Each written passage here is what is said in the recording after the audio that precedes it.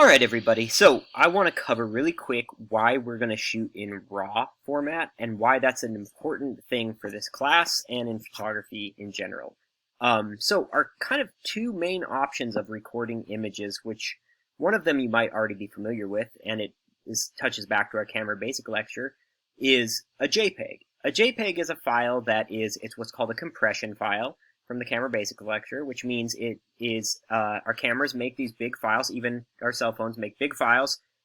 The image gets compressed down into less amount of colors to display, a smaller bit ratio, less pixels, all of that stuff to make it so that the image is still good quality, but smaller in size. It gets compressed. The reason that the compression exists is so that those images will be loaded on a website really quick, which is really helpful, and that's how you're going to be turning in your projects as JPEGs. But we want to shoot in RAW and not JPEG. Our cameras can record JPEGs and RAWs, or JPEGs and RAWs together.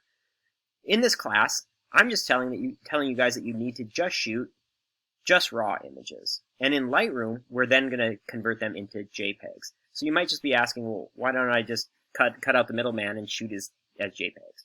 The reason you don't want to do that is with raw images, you can think of them as like negatives. Okay, so if you ever studied darkroom photography, a photographer would shoot images on film and you would have the negative. The negative could be printed millions of times. It could be accessed millions of times. That information is always there to be utilized. And that is what a raw file is. A raw file is the negative. It's our source material, okay?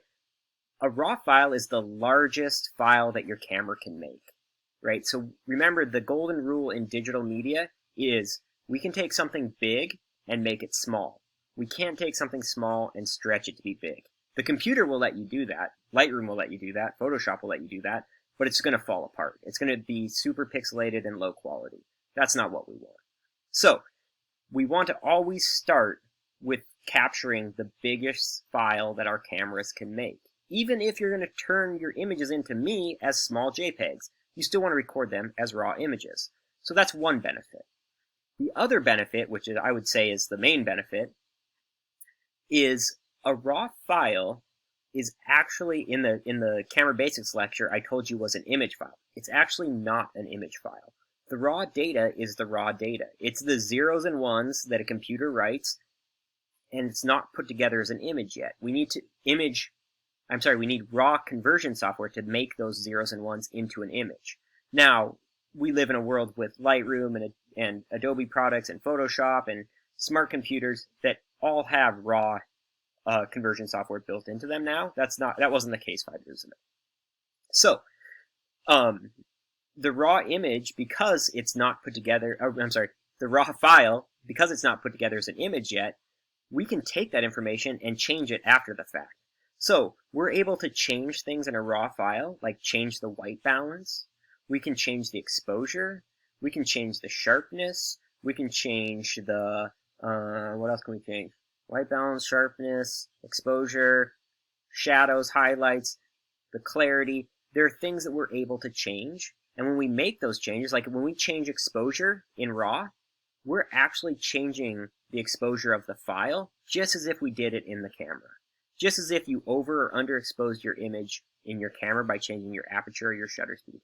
It's not adding it's not adding a filter on top of your picture. That's what Photoshop does. So if you took a JPEG, in Photoshop you could take that JPEG and turn it into a lighter picture by putting a filter over the top of it that creates the illusion that it's a lighter exposure. But what that does is it's adding information on top of your JPEG. And what tends to happen by doing that is you end up with fixing one problem, but compounding other problems. So the difference with a JPEG, you're putting filters on top of the JPEG to make it look how you want. With a raw image, we're changing the actual information of the image, just as if we were doing it in the camera. So that's very, very powerful. So those are the two main reasons that we're going to always shoot in RAW.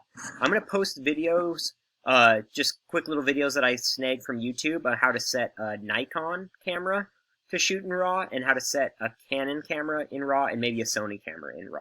Those seem to be the big brands. I have a Canon camera right here, and I'm going to show you really quick how to set it into RAW.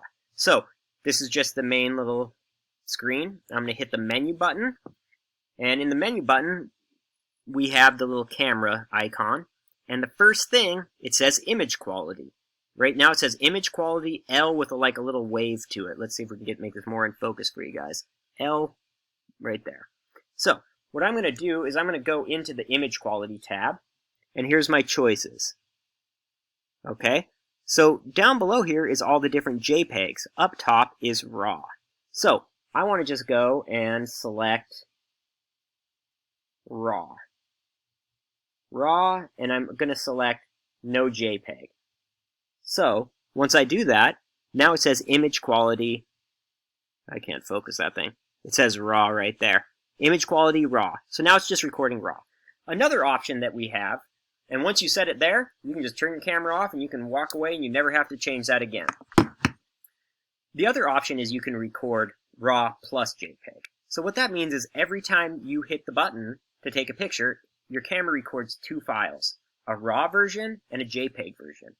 That can be super helpful because the RAW image is a big file that if you're scrolling through them, it kind of takes a long time to see them all, so the JPEG loads really quick.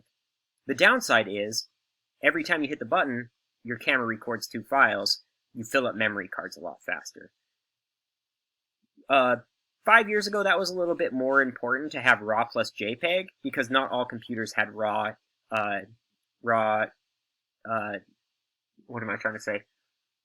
conversion software. Where now, every computer that's been updated in the last year has RAW conversion software built into it.